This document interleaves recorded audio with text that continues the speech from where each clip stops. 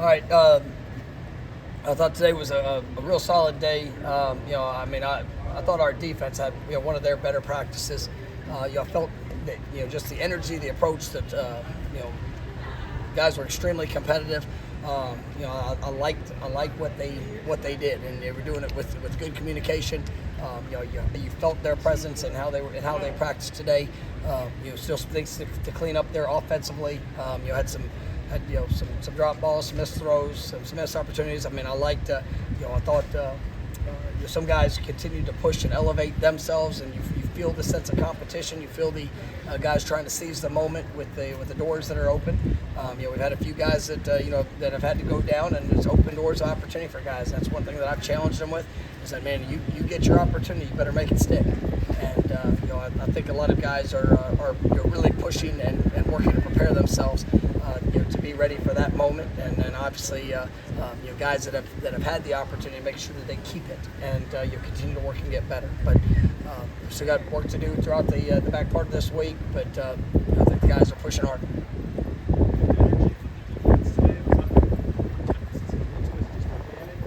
Yeah, I thought there was something that was built.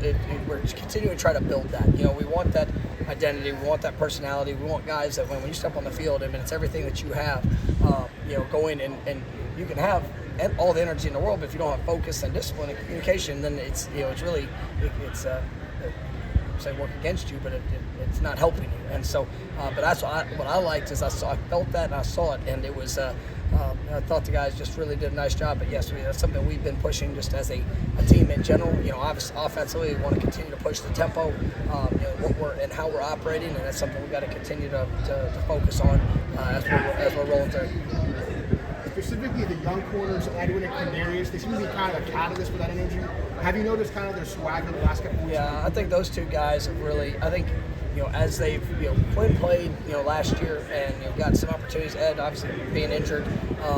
I've seen a lot of growth in the last probably month from him, and I think you see his presence is showing up there on special teams, and then he's gotten opportunities out there, there on defense. I think he's going to continue to earn that. He'll continue to build upon that. But I like some of the positive strides I'm seeing from both those guys, and they love playing the game, and that's you feel it, you see it, and they got great personalities. You mentioned after the game something along the lines of challenging the players and coaches. How do you challenge coaches? Well, everything that you see that's on the field is a reflection of us. And when it comes to the transition of things going from practice to the game, it is a challenge for us. We got to continue to evaluate what are we doing, how are we doing it, continue to make sure that the preparation aspect, the emphasis is showing up and showing the characteristics of each position, each side of the ball, and ultimately this football team. I'm responsible for all of that, and so we have a standard and a identity of what we want this football team and for this team to be. And I've not seen that been put on display consistently throughout the course of a game. You have some flash moments and flash plays, but we spend a lot of time in 365 days a year and how we prepare. And I want that to show up on game day. Just truly be who I know that we are.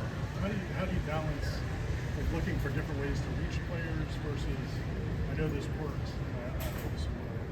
No, it's about the connection, and every we don't coach every player the exact same way, and there's different ways of being able to make the connection. You might have to it's why you always evaluate your process with each player. Now there is a expectation of how guys are to perform, how guys are to play, but you might have to change. Some guys are maybe a little more visual learners. Some guys might do better walking through. Some guys on the board, and some can just hear it and be able to apply it. So let's make sure that we're doing all that we can as coaches to make that connection, and then to make sure that can translate there to what we're doing on game day. How much do you focus on what the scout team offense does against the defense? And I ask that because your scout team quarterback seemed to have a couple of really nice plays today. Can you glean? I know he's a freshman. This kid could be a player in the future because what he's doing to our starting defense. Yeah, it's I think it's important that when you go and you look at how guys are operating on scout team, it's I think it is it's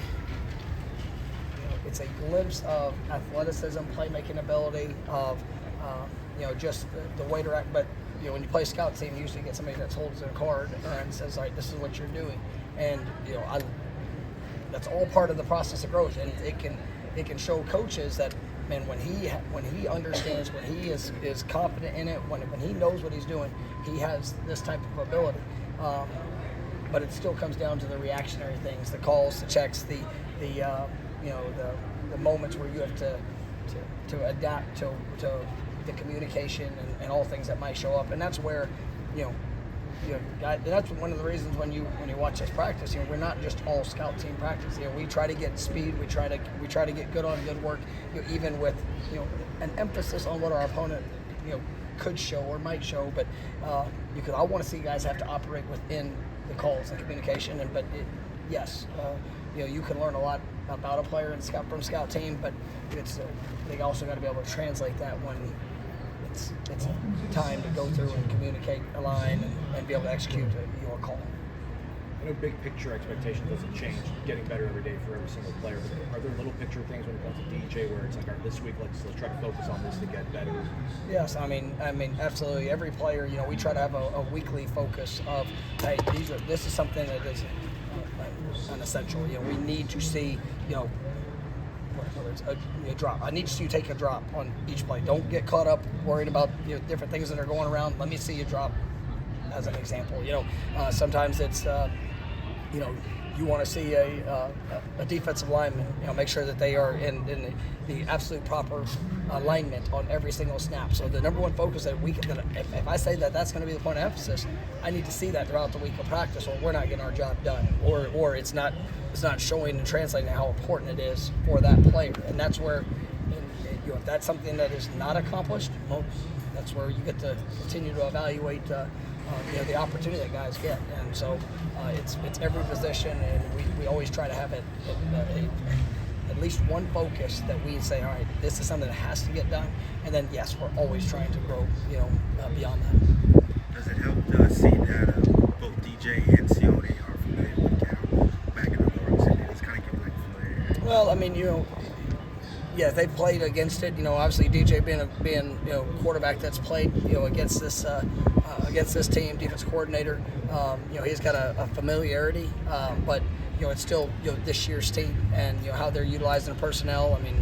Cal's it's easy to see. You turn on film and they're a better team right now than what they were a year ago. And it's an impressive group, and they how they're utilizing their personnel has been very productive here in these first 3 games. And so they got offensively. You look at the running back was limited in the first couple games. He'll be back for us, and he's probably as good of a back as you're going to see out there. He's arguably has got that type of skill. So we got to go out there and play extremely well offensively, defensively, and especially in our kicking game. You'll hear this week.